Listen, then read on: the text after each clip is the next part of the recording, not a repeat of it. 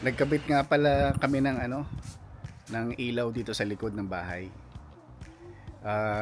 Shout out kay Tuto tsaka kay Niklo tsaka kay Doug kasi tinulungan nila akong magkabit ng ito, yung ilaw. Hindi ko pa natetesting ang itsura sa gabi. Mamaya pagka gumabi na, open ko ito. Tingnan natin kung anong itsura. Ito yun oh. Yan. So nagkabit kami ng ilaw. Dito lang sa perimeter ng ng likod. Yan.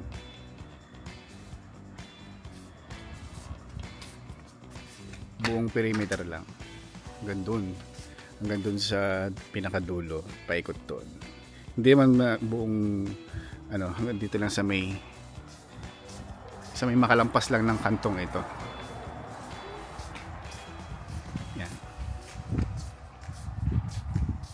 Yan, hanggang dito lang. Yan. Pagka dumilim na, tingnan natin kung ano itsura. Pero sa tingin ko naman maganda siya tsaka maliwanag siya sa gabi.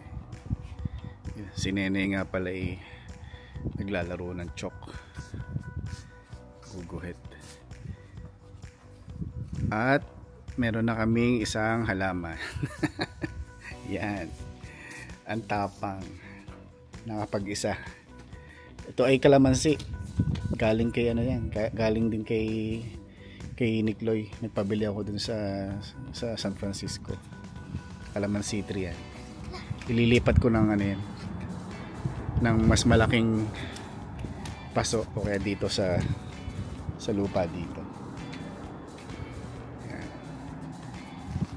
Meron na kaming kalamansi. Ayun. Anong kailangan mo, Nene? Ha? Magugas ka ng kamay? Ano? Do you know what I can draw? Ano? Do you know? Hindi, sabihin mo sa akin kung anong kaya mo i-drawing.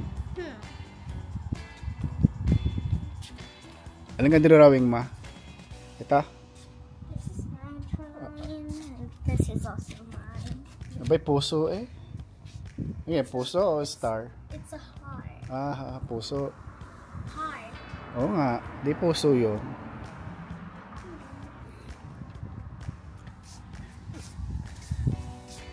Ayan, yun lang. Mamaya, testingin natin.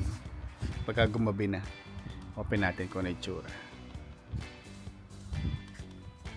Medyo madilim na. Testingin na natin yung ilaw. Sasaksak ko lang.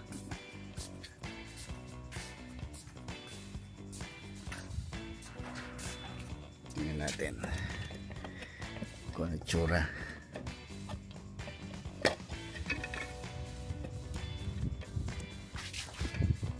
Yun. Ayos din nga eh.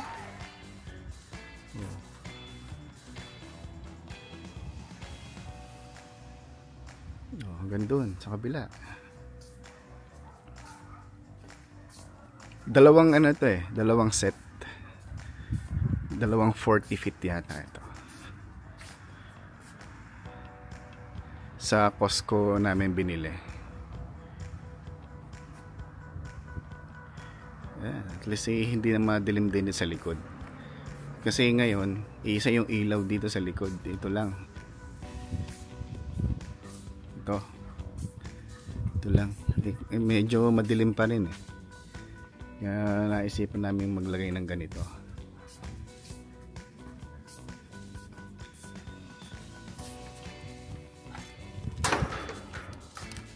Bibili na lang ako ng medyo maikli na extension cord kasi medyo mahaba to. Masyadong mahaba naman para lang dito.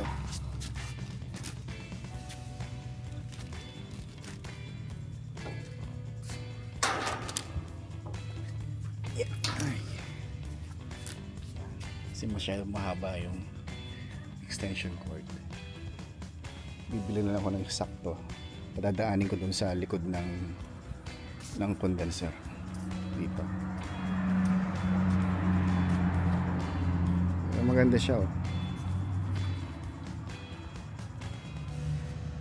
Sarap na ngayon tumambay dito sa likod. Yan.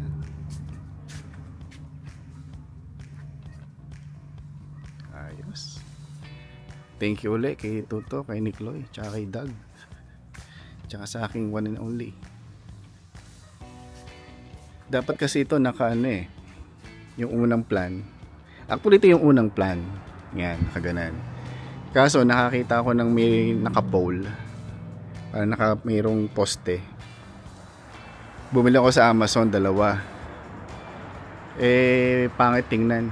Tsaka nahibay kasi medyo mabigat din yung wire eh. Ito naka-ano lang siya, naka-screw na lang sa wall.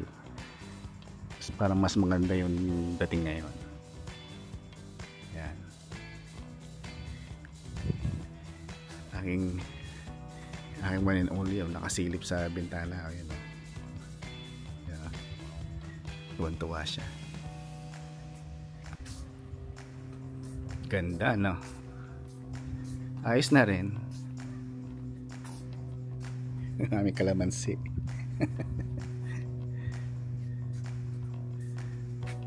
Next time bibili kami ng halaman. Dito namin, kasi dito hindi masyadong maano, dito sa area ito. Hindi siya masyadong mainit. Parang half day lang siya nainit. Then the rest of the day, ano na to? Lilom na. Kaya sa harapan.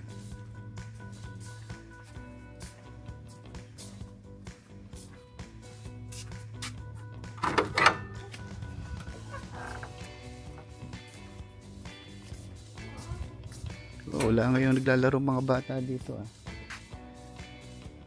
Tuwing hapon eh, may naglalaro dito, ngayon wala.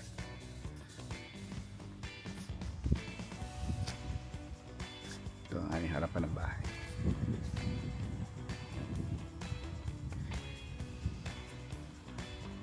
Papalitan namin to, yung halaman, kasi patay na. Hindi ko lang ba't namatay. Meron naman siyang sprinkler. Siguro nga sobrang init ngayon kaya namatay siya. Yung iba naman hindi. Okay naman yung iba. Ito lang oh. Itong ganitong klase lang ng halaman. Gusto ni Mrs. palitan ng ano, rose. Tingin kami sa ano, sa isang araw ng rose. Ayos. Wala yung mga bata dito. Ang dami naglalaro dito eh.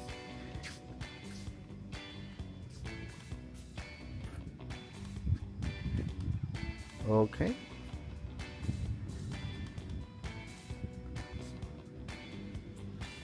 Balik tayo sa likod. Ito patay na rin to. Okay lang to kasi ano siya eh.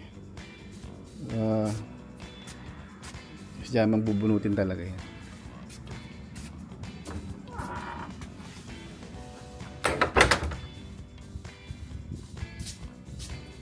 Ganda ng likod oh.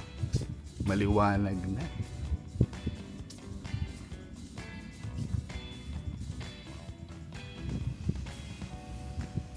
Nagsulat nga pala dito si Nene ng chalk.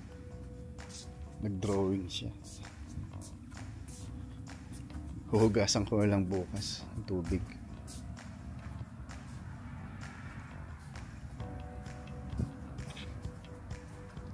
Ito nga pala ang likod namin. Hindi ko lang kung makukuha sa camera. Yung likod namin, yan, daan yan. Yan.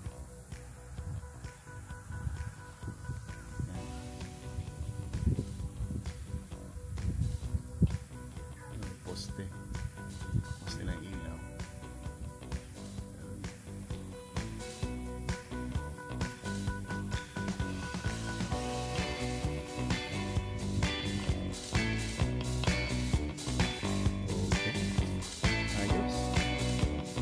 That's it, pansit.